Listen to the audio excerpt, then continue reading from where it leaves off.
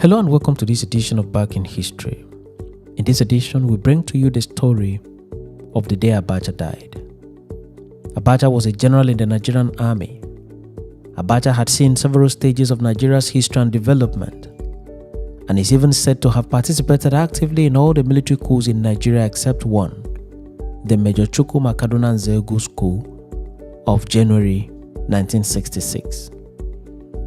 Every other coup in Nigeria had Abacha in active participation.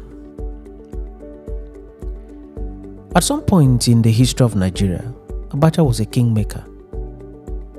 He was a very patient military officer who was not in a hurry to make himself president, but he had his eyes on the presidency. And when the time became ripe for him in 1993, he toppled interim President Ernest Shenekan and announced himself as the military head of state of Nigeria. He went on to rule Nigeria till June 1998, when he died in office. His death gave rise to many theories. A certain theory said that he was poisoned to death by Indian women of easy virtue who are said to have been imported into the Aso Rock villa for Abacha's pleasure. There is also the theory that said that he was killed by a close friend of his. There is another theory that said that he was killed by operatives that came to Nigeria a day before in the entourage of Yasser Arafat. There is also the theory that said that he died of cardiac arrest. Another theory said he died of natural causes. Whatever the truth may be, what is indisputable is the fact that General Sani Abacha died in the wee hours of 9th June 1998.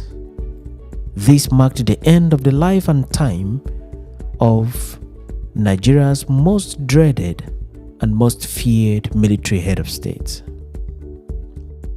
Perhaps the version of the story, as told by Major Al-Mustafa, Abacha's chief security officer, might be the most reliable version of the story of Abacha's death.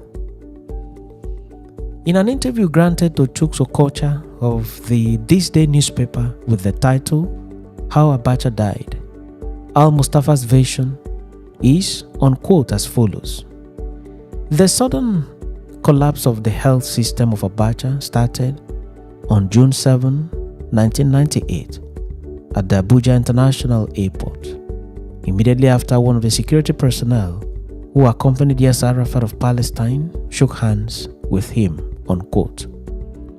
Al-Mustafa added, shortly after the handshake, I noticed the change in the countenance of Abacha, and I immediately informed the ADC, Lieutenant Colonel Abdullah, who advised that we keep a close watch on him. Later in the evening, his doctor came around and administered injection on him. He was then advised to have a short rest, unquote. He stated further, I left the villa and went back home to rest. At about 5 a.m., the security guards ran to my quarters to inform me that Abacha was very unstable. I ran to the guest house of the head of state. When I got to his bedside, he was already gasping for breath. I immediately called Abacha's personal physician, Dr. Wali, who arrived at the villa in 8 minutes and gave Oga 2 doses of injection, one at the heart and another on the neck. This did not work. The head of state at this time had turned very cold.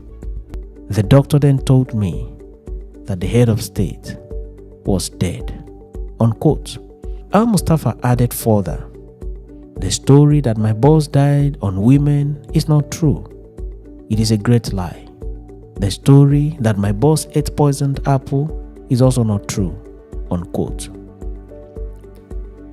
Telephone calls were then made to several VIPs in the military at the time, including the army chiefs and former military heads of state, on what should be the next line of action for the country. An emergency meeting was convened at daybreak and deliberations were made on who becomes the next head of state and to discuss the modalities for the burial of Abacha. In the end, General Abdul Salami Abubakar was selected as the new head of state of Nigeria.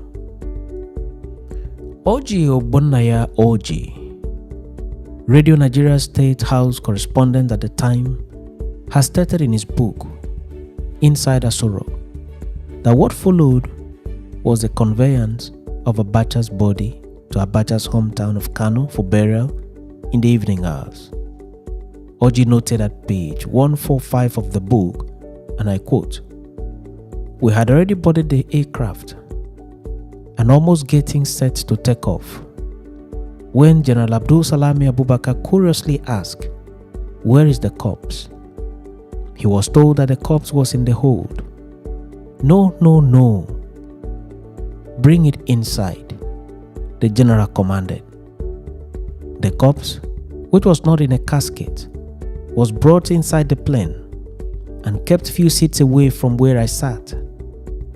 As the journey progressed, whenever there was turbulence, the body would shake, exposing the legs, which were partially covered.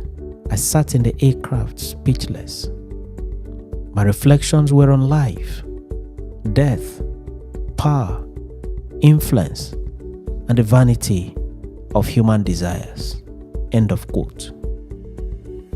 The presidential jet touched down in Kano, and the remains of the head of state was conveyed in a motorcade to the Kano Central Mosque and then to his family compound, and the body was laid in the Abacha family mosque and then committed to Mother Earth in accordance with Islamic rites. The burial ended at about 10:05 p.m. His death and burial brought to an end an era in the post-colonial history of Nigeria. For some, Abacha was a good man. For others, he was a brutal dictator. Abacha was survived by a wife, Mariam, and 8 children. Thanks for watching this episode of Back in History, and do remember to subscribe to the channel and share the video with friends and loved ones.